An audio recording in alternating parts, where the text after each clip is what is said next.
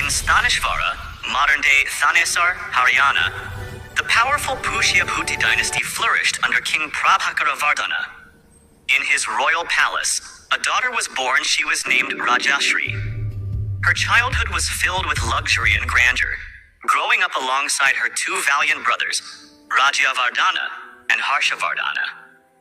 As she grew older, her education and noble upbringing shaped her into a wise and virtuous princess. With time, Rajshree was married to Grahavarman, the mighty ruler of Kanauj. This was not merely a union of two individuals, but a political alliance between two powerful kingdoms, Thanesar and Kanauj. The grand wedding celebrations filled both realms with joy and festivity.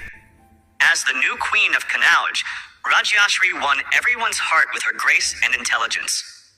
Life seemed to bloom like a bed of flowers, full of peace and happiness. But fate had a different plan. A dark shadow soon fell over Rajshree's happiness.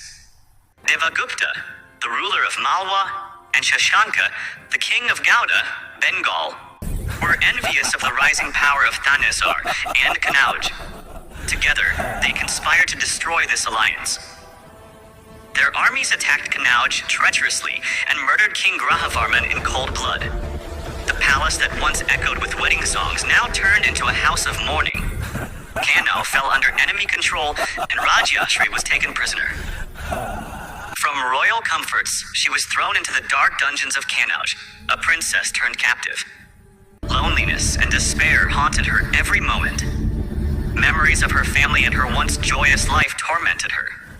Her future seemed lost in utter darkness.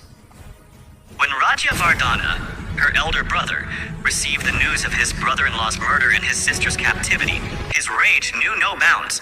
Swearing vengeance, he gathered a massive army and marched against the enemies, the rulers of Malwa and Gauda.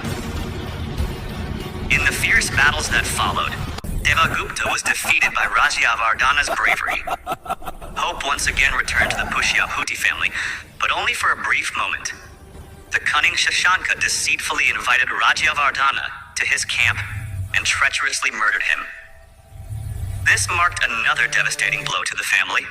Rajshree had now lost not only her husband, but also her beloved elder brother. Tragedy upon tragedy had crushed her spirit completely. Broken and hopeless, Rajshree managed to escape from prison. Wandering without destination, she fled deep into the Vindhya forests, seeking refuge from the cruelty of the world. Hunger, thirst, and loneliness slowly wore her down. Life seemed meaningless, and in utter despair, she decided to end her life.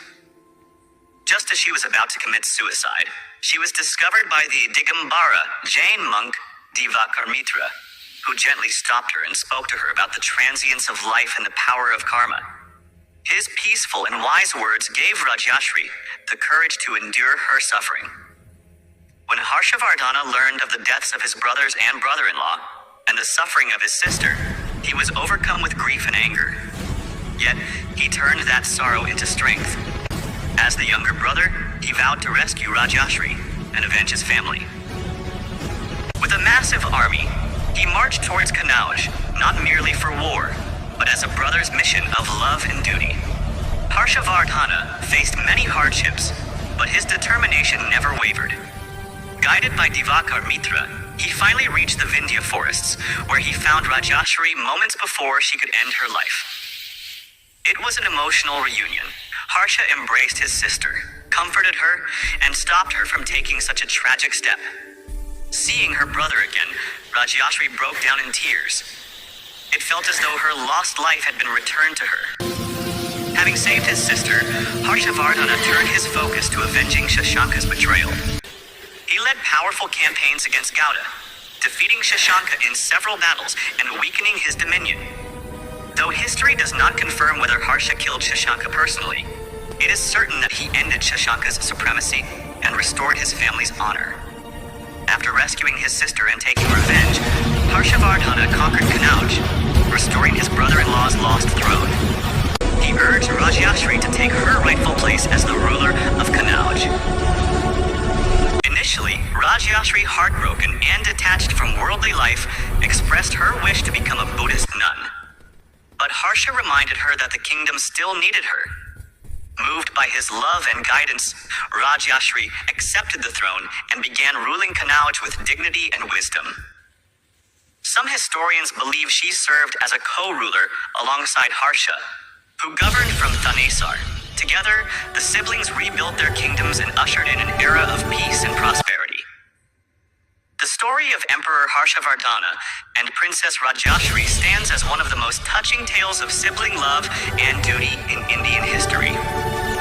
Harsha not only saved his sister's life, but restored her honor, her position, and her faith in life. By avenging his family's wrongs and protecting his sister, he proved himself a just, compassionate, and righteous ruler. His reign, marked by justice, scholarship, and the promotion of Buddhism and art, is remembered as a golden chapter in Indian history.